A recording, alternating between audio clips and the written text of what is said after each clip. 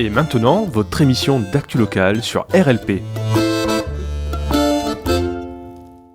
Bonjour La Frontale, merci de venir dans nos studios de Radio Libre en Périgord ce matin. Je suis honoré de vous recevoir avec mon collègue Antoine, ici à la technique. Est-ce que vous pouvez vous présenter, chers copains, chères copaines ? Oui. Salut Yann, salut Antoine, salut RLP. Moi c'est Valentine, je fais partie donc du collectif La Frontale. Qu'est-ce que j'y fais dedans ? Rapidement, je suis formateur, animateur d'ateliers également.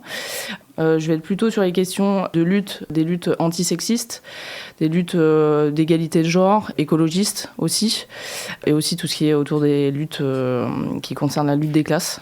Je vais être plutôt là-dessus. Voilà, mais peut-être on précisera plus tard. On va peut-être en parler, si vous pensez que c'est OK, que c'est cool. Okay. Tu dis formateur. Ouais. Est-ce qu'il y a une différence entre formateur, formatrice, formateurice ? Alors oui, pour éviter justement les formateurices qui est un peu à rallonge, et notamment à l'écrit, en fait c'est comme les termes prestataires, par exemple. Ça existe, c'est le R, c'est AIRE, c'est le suffixe. Et en fait, il y a de plus en plus, en tout cas, on utilise ça pour que les termes soient plus neutres. Et justement, pas formateurice, mais formateur, animateur. Voilà, c'est pour ça qu'on utilise ça, donc soyez pas surpris. Ça roule. Et est-ce que ça fait partie du langage inclusif ? Alors, ça fait partie plutôt, le langage inclusif, ça va être plutôt formateurice, justement. D'accord. Et le langage neutre, ça va être plutôt formateur. Donc en fait, ça peut être tout le monde formateurice. Il y a le masculin et le féminin, okay. Mais il n'y a pas forcément de neutre. Donc qui ont un genre neutre ou qui sont à genre ou non-binaire, par exemple. Elles peuvent ne pas se reconnaître dans l'inclusif. Donc voilà. Ok, d'accord. Finalement, c'est encore plus inclusif, quoi. Ouais, le fait de rendre la langue neutre, oui, c'est un peu le but, ouais. Ok, d'accord. Amaury, à toi ? Yes. Salut Yann et Antoine et salut RLP. Salut. Moi, c'est Amaury. Du coup, je fais aussi partie de ce collectif La Frontale avec un autre larron qui n'est pas là en ce moment, qui s'appelle Gaëtan. Moi, je suis aussi formateur au sein de La Frontale. J'anime des ateliers d'éducation populaire. Je tourne une conférence gesticulée aussi avec cet outil qu'est La Frontale. Moi, les sujets sur lesquels je travaille le plus vont être les questions culturelles, au sens de comment la culture capitaliste nous contraint à adhérer à elle et comment on peut faire pour se défaire de cette culture capitaliste et construire des rapports de force pour lui poutrer la tronche. Ok. J'ai lu un petit peu votre site internet, même si j'ai eu l'occasion de faire une formation avec vous qui était somme toute très intéressante et très intense. Vous dites dans votre site internet que vous faites de la sensibilisation et de la déconstruction des dominations sociales. Est-ce que vous pourriez me dire un petit mot sur quelles sont les dominations sociales qu'on rencontre aujourd'hui, toutes et tous ? Alors les dominations sociales, qu'est-ce que c'est ? Peut-être on va partir du postulat que nous sommes dans un système, dans une société qui reproduit donc des dominations sociales qui amènent à des préjugés, à des discriminations. Les dominations sociales, ça va être par exemple les dominations économiques, le fait d'être pauvre et des gens qui sont très très riches. Ça va être les dominations d'âge, notamment. Par exemple, les enfants ont moins de droits que les adultes. Voilà, ça va être les dominations de race supposée. Donc, les personnes blanches ont plus de privilèges dans notre société occidentale que les personnes racisées. Voilà, c'est quelques exemples comme ça. Après, il y a tout ce qui est domination de genre aussi, dont j'ai déjà parlé, sur lesquels je peux travailler aussi. Le sexisme. L'hétéronormativité, c'est ça un peu ? Ou pas du tout ? Ouais, l'hétéronormativité découle du patriarcat qui pose l'homme hétérosexuel donc, comme la norme. Il faut correspondre à cette norme-là et si on n'y correspond pas, du coup on est à côté et maintenant on est woke. Pour résumer un petit peu. Bande de wokistes. Ouais. Ok. Voilà. Amaury, t'as un mot à dire là-dessus ? Ouais, moi je pense que ça va très bien le faire avec ce qu'elle a dit. Ah oui, bien sûr. Ouais, carrément. Ok, ça roule. Carrément. Construire du pouvoir collectif, ça veut dire quoi ? Ça veut dire s'organiser pour combattre les fachos, par exemple ? Par exemple, ça peut, ouais. En fait, il y a cette notion de pouvoir qui peut vite être un peu tabou, puisqu'en fait, quand on entend pouvoir, souvent, on met derrière ce terme le côté autoritaire, domination de quelqu'un sur quelqu'un d'autre qui n'est pas choisi. L'idée est un peu de se réapproprier ce terme de pouvoir. Enfin, définition de pouvoir, c'est notre capacité à influencer notre environnement. C'est ni plus ni moins que ça. Ok. Sauf que ce que décrivait Val à l'instant, c'est qu'on n'est pas du tout égaux sur notre capacité à influencer notre environnement, voire certaines personnes peuvent influencer très fortement notre environnement très très intime, sans qu'on n'ait absolument rien demandé et qu'on n'y ait pas consenti. Tout l'enjeu est de comment on construit du rapport de force pour changer de culture et se battre contre ceux qui ne veulent pas que ça change. Donc l'enjeu de s'organiser pour construire du pouvoir collectif, ça va être ça, c'est renforcer le rapport de force d'autres cultures comme les cultures queer, d'éther, féministes, etc. Comment on fait? Vous proposez des formations, ce genre de choses? Ouais, on a... Alors il y a plein de choses pour faire ça. Déjà, peut-être une des premières choses à faire, c'est allons parler aux gens autour de nous de ce qui nous anime dans la vie, ce qui nous met en colère, qu'est-ce qu'on voudrait comme monde à la place.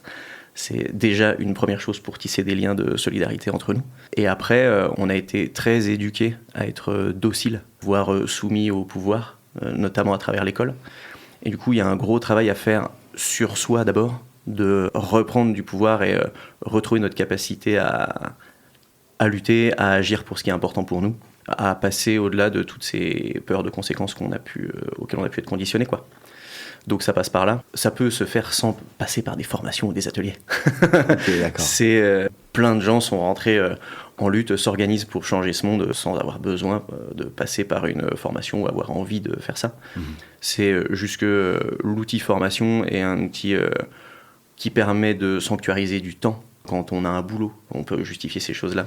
Ça permet de pouvoir alimenter des manières d'agir dans la vie et ça peut aider dans des métiers où on peut se faire exploiter par d'autres de manière très violente, se sentir un peu plus puissant, être capable de s'organiser entre collègues pour moins se faire marcher dessus par son boss, et puis s'organiser pour les choses qui sont importantes pour soi avec ses potes.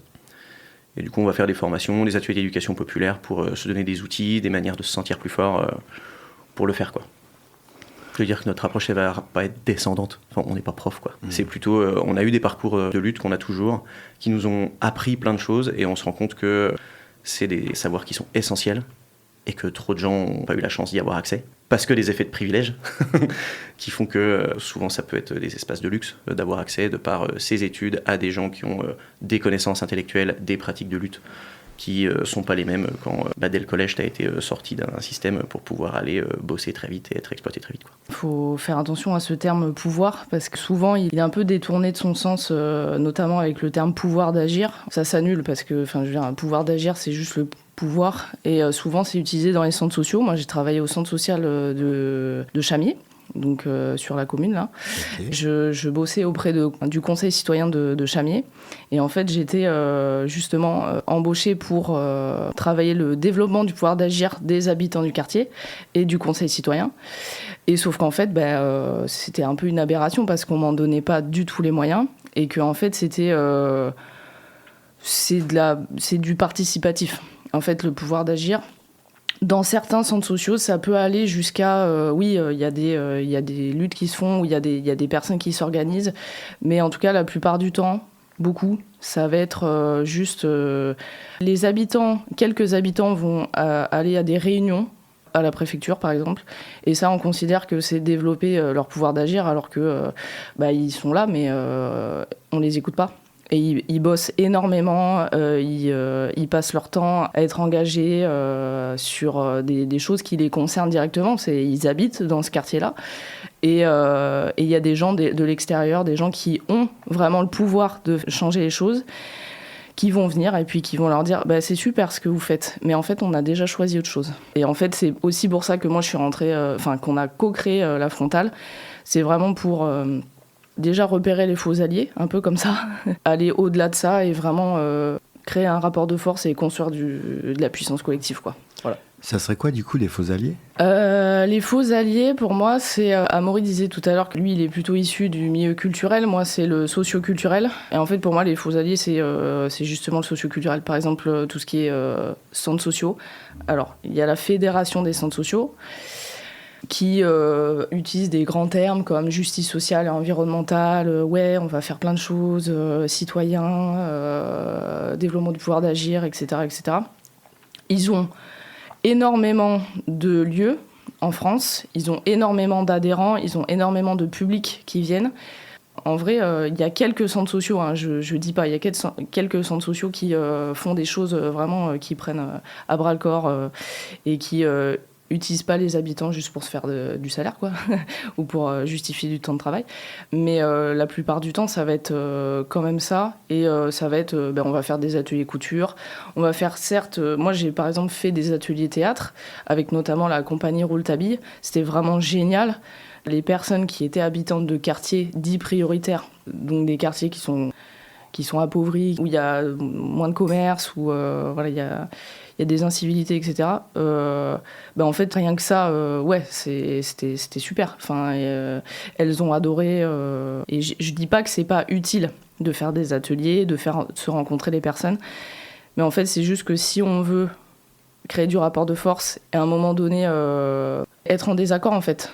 Juste dire à la préfecture ou dire aux gouvernants que non, ça va à l'encontre de nos valeurs, donc on va s'opposer à ça. En fait, ça, ils ne peuvent pas, parce qu'ils sont pris dans le piège des subventions et des subventions de l'État. Moi, dans mon expérience en tout cas, le gros faux allié pour moi, c'est la Fédération des centres sociaux de France. Pour compléter un peu ça, moi ce que j'ai beaucoup observé, j'ai travaillé pendant 10 ans dans le milieu culturel, pour des festivals de théâtre de rue et des salles de concert, c'est-à-dire des milieux qui se revendiquent comme alliés des luttes, qui mobilisent énormément de vocabulaire des luttes et de l'imagerie des luttes.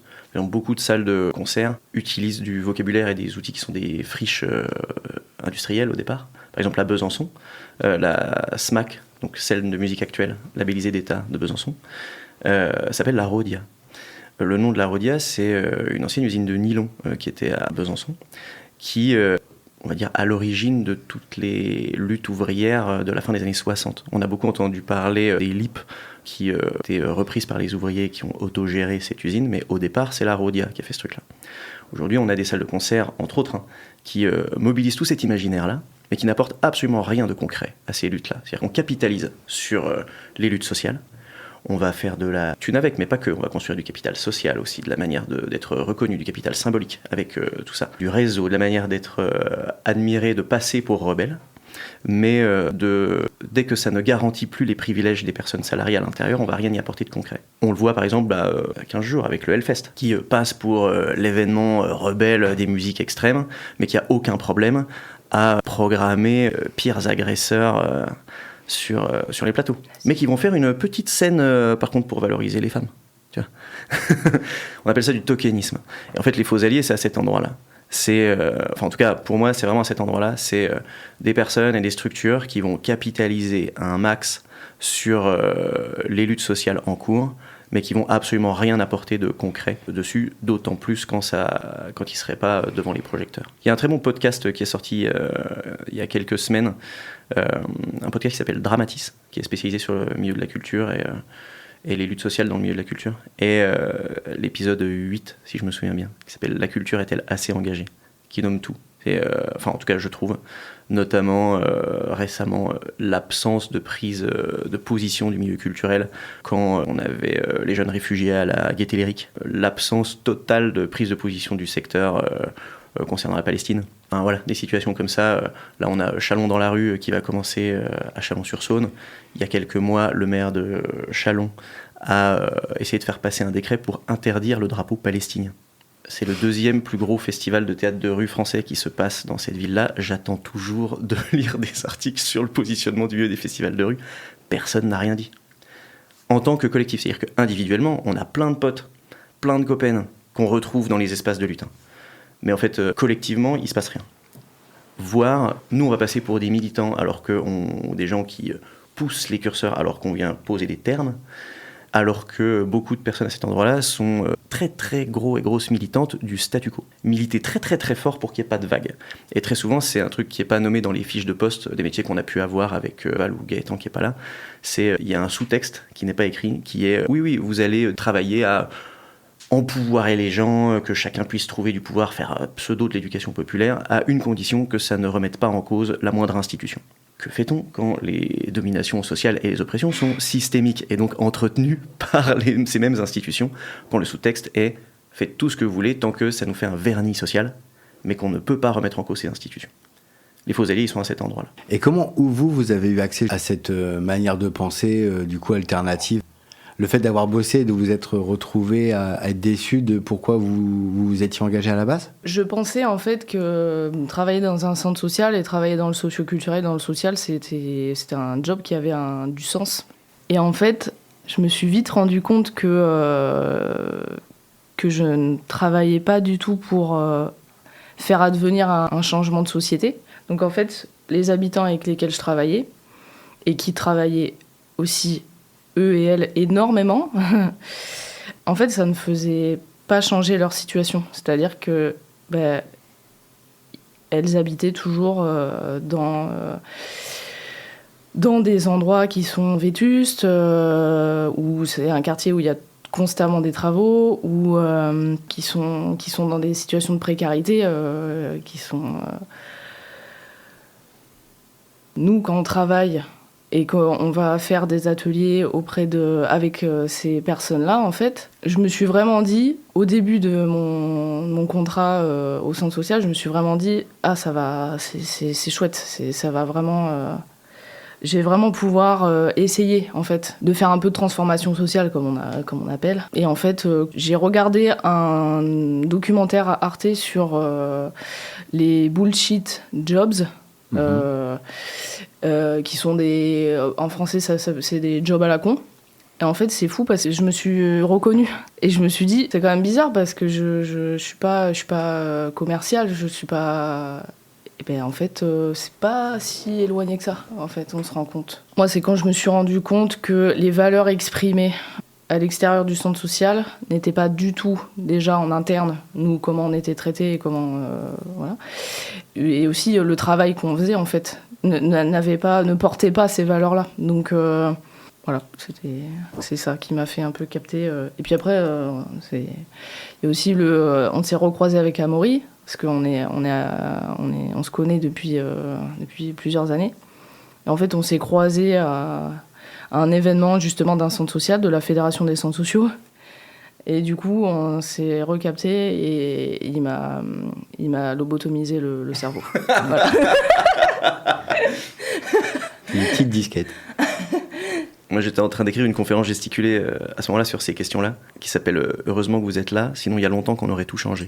Et où je racontais, moi, mes 10 années dans la culture où il se passait ça. C'est-à-dire que j'étais embauché pour travailler dans les quartiers populaires, et pas que, avec comme enjeu de lutter contre les inégalités sociales. Mais sans jamais se dire qu'est-ce qu'on veut générer concrètement comme changement dans 10 ans, par exemple. C'est-à-dire que le seul objectif, c'est lutter. Donc en fait, si j'ai posé un sticker, objectif atteint, job fini. Tu vois. Et du coup, ça se finit jamais. Tu vois. On fait jamais de changement social, mais on se sent mieux dans notre peau. Tu vois. Et en fait, le constat, c'est qu'on ne luttait pas du tout pour faire changer les situations sociales des gens, contre les inégalités. On luttait contre tous les sentiments de colère et d'injustice générés par les inégalités. On faisait en sorte que le quotidien soit plus supportable. Alors en soi, ça peut être très louable, hein. Sauf qu'à long terme, c'est hyper problématique. C'est-à-dire qu'en 10 ans, c'est les mêmes personnes dans les mêmes situations sociales qui étaient juste plus en capacité d'accepter de vivre dans un HLM où le bailleur social veut toujours pas réparer la chaudière. Par contre, aucun problème à défiscaliser en faisant des subventions privées pour mon festival de théâtre de rue. Et ce truc de social washing, on le voit pas tout de suite. Il y a un truc qui fait qu'on se fait emmener là-dedans, qui est un truc un peu propre au système capitaliste qui doit se recycler pour qu'on y adhère. C'est-à-dire qu'en fait, comme choix de vie, faire grossir le PIB de mon pays, très vite, c'est pas galvanisant, quoi, si tu veux. Donc il faut que ce système se rende désirable. Et pour ça, il va nous servir des mensonges auxquels on va adhérer pour aller se faire exploiter quelque part, se faire embaucher quelque part. Tout l'enjeu, c'est à partir de quand ce mensonge, il saute. Par exemple, c'est un travail d'assistante sociale qui choisit son métier pour aider les gens, mais qui fait du contrôle social à 90% de son temps. Mais pendant 10%, elle aide vraiment les gens. Et du coup, on va être ultra focus sur ces 10%-là pour supporter notre quotidien à nous, plutôt que de tout planter, parce que ce système nous tient, parce qu'il faut qu'on paye nos loyers, qu'on fasse nos courses, etc. Toute cette mécanique-là fait que, malgré nous, on va adhérer à ce changement, soit par contrainte, soit par aliénation, et qui va faire qu'on va le nourrir. L'enjeu de ce qu'on va essayer de faire avec la frontale, c'est agir à changer ce monde-là, soit plus confortable, soit plus désirable, que au moins maintenir le statu quo. Sortir du déni dans lequel on est pour supporter notre quotidien à nous, et arriver à sortir de ça. Et en fait, ce que nous on a vécu dans nos métiers, on peut les retrouver dans tous les métiers où on a la sensation d'avoir choisi un truc qui a du sens. Vous pouvez en parler à tous les infirmiers et infirmières du coin qui se retrouvent à faire de la rentabilité à l'hôpital alors qu'eux avaient choisi de sauver des lives, quoi. On va le retrouver dans tous ces métiers-là. Je crois que vous proposez de l'arpentage, mais qu'est-ce que c'est ? Pour l'instant, on n'en propose pas. C'est là, on va réfléchir cet été à mettre en place des petits ateliers d'éducation populaire, enfin d'outils d'éducation populaire. Donc à la rentrée, l'arpentage est un outil d'éducation populaire. À la base, peut-être tu compléteras, mais à la base, l'arpentage, c'est un outil d'appropriation des savoirs qui est collectif. En fait, c'est les ouvriers, je ne sais plus trop quand, mais c'est les ouvriers qui, pour lire notamment des ouvrages un peu compliqués, en fait, se partager la lecture, et notamment entre les personnes qui savaient lire, parce qu'il y avait quand même pas mal de personnes qui ne savaient pas lire. Et en fait, voilà, ça permettait de pas être seul à lire et de pouvoir avoir les savoirs de manière égalitaire, quoi. S'approprier un petit peu toutes les données, quoi. Ouais, c'est ça. Ok. Voilà, et notamment pour mener à bien les luttes sociales, économiques qu'ils et elles ont eu à mener, quoi. Voilà. Ok. Je pense que c'est une bonne transition. Vous parlez d'ateliers. Quel type d'atelier, donc ? Je pense que vous venez d'en parler de un. Est-ce que vous en avez d'autres ? Est-ce que les IQET, qu'est-ce que c'est les IQET ? Par exemple, Valentine, s'il te plaît, dis. Alors, l'atelier des IQET, c'est un atelier de pratique musicale en groupe. C'est pour apprendre à jouer en groupe, qui est destiné aux femmes et aux personnes minorisées de genre, les personnes trans et les personnes non-binaires. Moi, je parle plutôt de personnes à vécu sexisé, donc c'est-à-dire que les personnes qui sont les personnes trans masculines, par exemple, mais qui ont vécu, qui ont pu vivre du sexisme auparavant, car étaient perçues comme femmes par le public, dans l'espace public, sont aussi concernés. Voilà, c'est pour préciser un petit peu. Et en fait, l'atelier des IQET, donc c'est pas moi qui l'ai inventé, c'est en tout cas en France, c'est issu de musiciennes à Paris qui ont monté ça en 2018-2019, je crois, si je m'en souviens bien. Et en fait, voilà, c'est après mûre réflexion, après des expériences, en effet, à croiser pas grand monde, enfin, en tout cas, à croiser pas beaucoup de meufs sur scène. Elles se sont dit, venez, les copines, on va monter des ateliers en mixité choisie. Et en fait, maintenant, donc, il y en a un peu partout en France. Et moi, j'ai voulu mettre ça en place à Périgueux, et en tout cas en Dordogne plus largement, parce que j'ai fait de la musique dans un groupe où j'étais la seule personne perçue comme meuf. J'ai dû partager la scène avec 0 ou 1 personne meuf. J'ai pas fait énormément de concerts, mais c'est quand même... voilà. C'était un peu compliqué. C'était un peu particulier comme expérience, même si j'ai beaucoup aimé. Moi, j'étais sur la scène punk, donc on peut aussi penser que cette scène véhicule et incarne des valeurs, et c'est vrai. Il y a la théorie et puis il y a la pratique, comme dans les musiques extrêmes, dans le métal, le hardcore, etc. En fait, voilà, il y a aussi des violences qui se reproduisent dans ces scènes-là. Et c'est aussi contre ça que l'atelier des IQET existe. C'est aussi pour ça que je le fais. Et c'est aussi parce que moi, j'en aurais eu besoin. Et que vu que cet espace n'existe pas, je me suis dit, je vais le mettre en place. Voilà. Ok. Vous revendiquez un peu une parité, forcément, dans une programmation d'événements festifs, autant de gars que de nanas, par exemple, et autres, ou même carrément encore plus de nanas que de gars, ça serait même l'idéal. Parce que invisibilisé de fait? Alors, je sais pas, c'est une bonne question parce que ça, c'est justement un peu la grande question, même un peu de partout, pas que dans le milieu musical, mais est-ce que la parité est vraiment importante? Je pense que d'une certaine manière, oui. Par contre, c'est pas une fin en soi, peut-être. Parce que par exemple, dans la politique, avoir une présidente femme, mais qui est fasciste, est-ce que c'est souhaitable? Je ne crois pas. Par exemple, on le voit en Italie, on le voit un peu partout, quoi. Par contre, ce qui est important dans le fait d'avoir une certaine parité, c'est en effet la visibilité. Après, je pondère en disant que de ne pas faire une discrimination positive, quoi. On va mettre en avant des groupes de meufs parce que c'est des meufs. Pas parce que, justement, elles ou elles sont talentueuses ou parce qu'on aime vraiment leur musique, mais juste parce que meufs. Du coup, en fait, c'est qu'est-ce qu'on met derrière, enfin, pourquoi on programme. Et voilà. Ok. Et le prochain atelier des étiquettes est donc le week-end du 11 et 12 octobre. Et cet atelier, je ne l'ai pas dit, mais c'est en partenariat avec le Sans Réserve qui nous prête les locaux à la filature, donc les studios. Sur un week-end, j'anime ces ateliers avec Delphine qui travaille du coup au Sans Réserve et qui est aussi une artiste. Et voilà, donc c'est du 11 au 12 octobre, ça paraîtra sur les programmes du Sans Réserve pour le prochain semestre.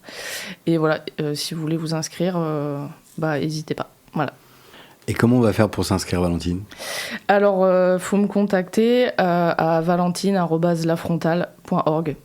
D'accord. Voilà. Mais il y aura aussi les infos sur le programme du Sans Réserve. Ah oui, exact. Voilà. Tant qu'on est dans les dates, est-ce que vous avez un petit programme d'agenda pour l'été, les petits loups? Pour l'été, pour nos activités à nous? Ouais, est-ce que vous allez proposer des trucs pour nous, simples petits peuples? Yeah. Alors, pour nous autres simples petits peuples, cet été, nous, on proposera rien parce que nous, on va rejoindre les espaces de lutte qui se passent en France cet été. D'accord. Et notamment, on va aller retrouver les copains sur le Festival des Résistantes dans le Nord qui sera début août, je crois, du 7 au 10. Du 7 au 10 août. Il y avait ce week-end la Turbo Teuf qui se passait sur le chantier de l'A69 qui va reprendre en toute illégalité et donc il va falloir s'organiser pour empêcher ça. Il y a des orgas qui se font pour continuer à lutter contre Stérin qui organise les Nuits du Bien Commun qui sont des levées de fonds pour financer le monde fasciste et d'extrême droite un peu partout en France. Et voilà, donc nous cet été on va être assez concentrés pour aller rejoindre ces trucs-là en termes d'activité. Okay. On va pas proposer tant de choses que ça. Valentine, tu aussi en fin août on va aller au RIF. Je sais pas si tu veux dire un petit truc et après donner les dates pour le prochain semestre peut-être. Dans les vallées du Rif, genre au Maroc? Non. Pas du tout. Absolument pas. Non, le RIF, alors pour le coup, c'est pas un endroit qui est ouvert au public, c'est rassemblement informel et formel. Réseau informel et bon, en gros, faussement formel. Ouais, voilà. En gros, c'est l'association des conférencières et conférenciers gesticulants, donc toutes les personnes qui ont des conférences gesticulées, qui se retrouvent pour la deuxième année consécutive, là c'est en Ardèche, et donc on se retrouve entre nous pour se former entre nous, partager les expériences des unes et des autres, raconter dans leur conf gesticulée, voir comment on peut s'organiser. Cette année, par exemple, on avait travaillé à essayer de construire une cour d'éducation populaire au sein du festival d'Aurillac avec quelques personnes. Mais le festival d'Aurillac a décidé, sans prévenir personne, de finalement fermer les candidatures au off, laissant toutes les compagnies qui n'ont pas l'habitude de construire des collectifs ou qui n'étaient pas prêtes sur le carreau. Alors dont nous, hein, mais surtout d'autres collectifs essentiels, comme un collectif qui s'appelle le collectif du Grand Remplacement, qui est un collectif antiraciste qui fait un travail extraordinaire. On vous invite à aller voir leur communiqué, leur travail, notamment sur les réseaux, ou à vous connecter à notre newsletter où on partage pas mal d'infos là-dessus. Et voilà, nous, en fin d'été, on va faire ce truc-là. Voilà, pour nous, on n'en a pas trop parlé, mais il y a aussi notre troisième larron Gaëtan qui a une conférence gesticulée sur les tiers-lieux. qui s'appelle Super Lieu sauvera-t-il le monde, et qui raconte un peu les mêmes choses que ce que nous on a vécu. C'est des espaces qui se prétendent changer le monde, rebelles, actifs, et qui en fait servent de vernis pour maintenir le statu quo et créer des petits Rotary Club pour petits bourgeois. Et donc comment pourrait-on faire pour faire des lieux qui soient vraiment émancipateurs ? Pour le coup, Gaëtan travaille sur ces questions-là spécifiquement. Voilà, mais donc nous, sur l'été, on va rejoindre les potes sur les luttes. Par contre, on proposera plein de choses à partir de la rentrée. Notamment une formation, enfin un parcours de formation de lutte contre les violences et harcèlements sexistes et sexuels, avec des formations d'une journée, avec un niveau 1 qui se passera les 7 octobre et 9 décembre, et un niveau 2 qui est créer un protocole de lutte contre les VHSS, qui se passera les 14 octobre et le 16 décembre. Merci Amaury. Et il y a la formation aussi construire de la puissance collective, donc tout ce dont on parlait un peu au début, qui seront, donc c'est sur 5 jours mais pas consécutifs, du coup ce sera sur les 17, 18, 19 novembre et 11 et 12 décembre. Et donc l'atelier des étiquettes, j'ai dit. Et voilà. Les ateliers d'étiquettes et la formation que vous allez proposer, là, c'est dont tu m'as parlé juste avant, construire du pouvoir collectif. Ouais. Ça va se passer où, par exemple ? Ce sera sur Périgueux. D'accord, ok. Alors, l'atelier d'étiquettes, c'est au studio de la filature du Sans Réserve. Ouais, exactement. Pardon. Et pour la formation construire de la puissance collective et pour la formation aussi lutte contre les VHSS en milieu festif, ça va être plutôt sur Périgueux, là. D'accord. Voilà. Et après, on va avoir aussi, on a aussi d'autres accompagnements avec d'autres collectifs, notamment avec le Sans Réserve, qui veut bosser ces questions-là, avec le Roxane aussi, etc. Voilà. Vous œuvrez en Dordogne et c'est tout ? Ou vous avez no limit ? On est en Dordogne pas mal. Après, on a quand même un réseau qui est assez large, puisque Amaury vient du Jura, donc il a pas mal de contacts là-bas. Et aussi sur Bordeaux, puisque Gaëtan vient de Bordeaux, donc pas mal de réseaux par là aussi. Voilà. Et après, moi, je viens de Charente. Donc j'aimerais beaucoup faire des ponts avec les collectifs charentais, parce que notamment à Angoulême, il y a un bon bastion de lutte et de militants et de collectifs queer. Voilà. Donc on aimerait bien. Voilà. Je lance un appel à partenariat. Voilà. Ok. C'est un peu l'avantage d'être en collectif, c'est que du coup, vous n'êtes pas contraint ou soumis à des subventions, donc du coup à des lignes de subventions qui fait que vous êtes contraint à quelque chose, comme nous, dans une asso où du coup on doit intervenir qu'en Nouvelle-Aquitaine. Vous, finalement, collectif, donc du coup vous êtes plutôt libre dans votre manière de faire. Oui. Après, c'est toujours la question de... on se rémunère quand même par rapport à travers ces actions-là, donc à travers les formations, les formations essentiellement en fait. Et il faut quand même qu'on puisse être... qu'on puisse rentrer dans nos frais. Donc quand même, on peut pas non plus aller... on est un peu restreint, on est un peu contraint quand même par ça. Mais sinon, après, on peut toujours s'arranger. On adore bouger et voilà. Oui, sachant que pour l'instant, de toute façon, on ne se rémunère pas. On aimerait bien, mais pour l'instant, on n'est pas encore là. Et dans les activités qu'on fait, il y en a qui ont vocation à essayer de nous donner des moyens pour payer nos loyers, payer du matos, payer des trucs comme ça, la bouffe, le quotidien, quoi. Et puis d'autres qui n'ont pas du tout vocation à ça, quoi. Nous, on a décidé de ne pas être associatif. On fonctionne en coopérative. Donc, on est hébergé au sein d'une coopérative d'activité et d'emploi qui s'appelle Copalpha. Ça met un certain nombre de contraintes, c'est-à-dire qu'il n'y a pas de principe de bénévolat, mais du coup, ça évite le piège qu'on voit dans plein d'assos, où en théorie, c'est les bénévoles qui ont le pouvoir, et en réalité, c'est les salariés qui demandent aux bénévoles de leur filer des coups de main. Du coup, là, ça évite ça. Et donc, tous les gens qui gravitent autour de la frontale, on n'a aucun lien administratif ou juridique, c'est juste une communauté de gens qui, s'ils trouvent ça cool, ils sont là, quoi. Et donc ça fonctionne que comme ça.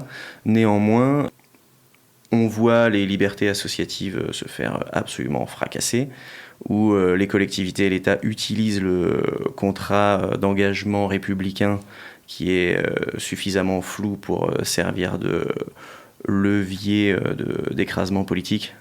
Je vous invite à aller voir l'Observatoire des libertés associatives qui référence toutes les entraves aux libertés associatives depuis plusieurs années. C'est édifiant à quel point l'argent public se retrouve mis sous contrainte dès l'instant où on a pu voir à Bergerac, par exemple, des centres sociaux qui ont perdu leurs subventions parce qu'ils ont signé une tribune contre l'extrême droite législative. Je l'ai vu hier sur justement les références de ce site-là, l'Observatoire des libertés associatives. Vous en verrez d'autres. Enfin voilà, je vous renvoie à ces infos-là pour fact-checker l'info en question. Mais voilà. Enfin en tout cas, nous on se retrouve confrontés à ça, mais d'un point de vue financier, pareil, on n'en est pas là, quoi. Pour l'instant, on n'est pas là. Le temps est passé super vite, Oui. mes chers petits copains, copines. Est-ce que vous avez un dernier petit mot à dire avant que l'on se quitte et que je vous remercie beaucoup d'être passé dans nos studios parce que c'était fort intéressant, fort passionnant. Moi, ce qui me vient là, c'est juste que mon livre de chevet dernièrement, c'est le livre de Rose Lamy qui s'appelle Ascendant Beauf. C'est un livre qui se lit très bien, qui justement parle des enjeux de lutte des classes beaucoup et parle de la figure du beauf et notamment maintenant c'est plutôt le tonton raciste. Et en fait, c'est hyper intéressant. Moi, c'est la première fois, je me suis reconnue à travers son portrait parce que j'ai un bac+2, j'ai pas fait les grandes études. Et vraiment, lisez-le. Il devrait être étudié partout, à l'école, voilà. Et elle a aussi fait une interview sur Blast, qui est disponible sur YouTube si jamais vous avez pas envie de lire. Voilà. Et c'est très facile d'accès. Et voilà, je recommande beaucoup. Merci pour ces ressources. Amaury ? Pour ma part, quitte à être dans un mot de la fin, partage des ressources, nous, un des sujets qui nous anime beaucoup, c'est qu'une lutte sans joie est une lutte perdue. Et qu'il va falloir arriver à repolitiser nos fêtes, qu'elles soient à nouveau émancipatrices, ou à nouveau, j'en sais rien, mais en tout cas qu'on les rende émancipatrices et accessibles à tous. Et moi, je sais pas, pareil, je l'ai pas découvert avec un bouquin, je l'ai découvert avec un podcast, un livre de Myriam Baafou, qui s'appelle Paillettes sur le compost, qui est, moi, c'est ma pépite de ces dernières années, et c'est via un podcast qui s'appelle Avis de tempête, et qui s'appelle La révolution depuis les marges, je crois que c'est ça le nom de cet épisode, et qui vient, pour moi, un peu poser tout ce qui m'anime dans nos manières de repenser les luttes et de repenser la fête. Merci Amaury et Valentine de votre venue. Merci Yann. Merci à vous. Merci RLP. Avec grand merci plaisir. Antoine. Ciao, à bientôt. Ciao. Salut, à bientôt. Salut. C'était votre émission d'actu locale sur RLP.